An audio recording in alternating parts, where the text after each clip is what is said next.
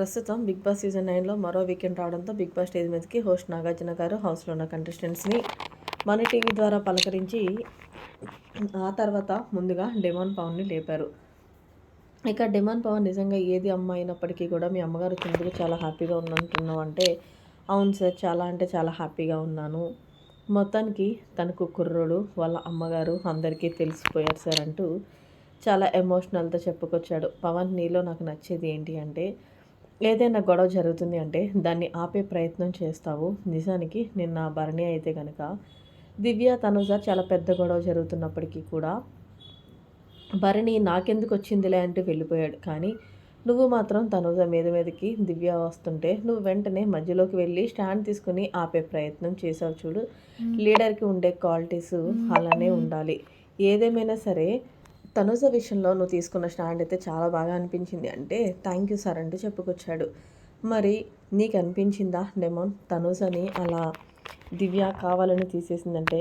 Yes sir 100% కావాలనే తీసేసింది.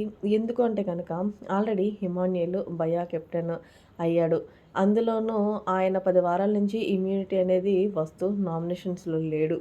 మరి అలాంటప్పుడు ఆయన తీస్తుంటే బాగుండేది అని అనిపించింది అంటే ఓకే డెమాన్ పవన్. సో ఫైనల్గా నేను ఒకటి క్వశ్చన్ అడగాలనుకుంటున్నానంటే చెప్పండి సార్ అంటే, ఏదేమైనా తనుజ సంచాలక కరెక్ట్గా చేసిందని అనుకుంటున్నావా అంటే, చేయలేదు సార్ తను కొంచెం పొరపడింది అంటే, దేనికని అంటే యాక్చువల్గా అక్కడ సుమన్ శెట్టి అన్నే విజయం సాధించాడు. కానీ తనుజ పెట్టేశావు కదా సుమనన్న వెళ్ళు అని అనడంతోనే సుమనన్న అయితే ఆ స్టెప్స్ ఎక్కి ఆ జెండా తీసుకొచ్చాడు.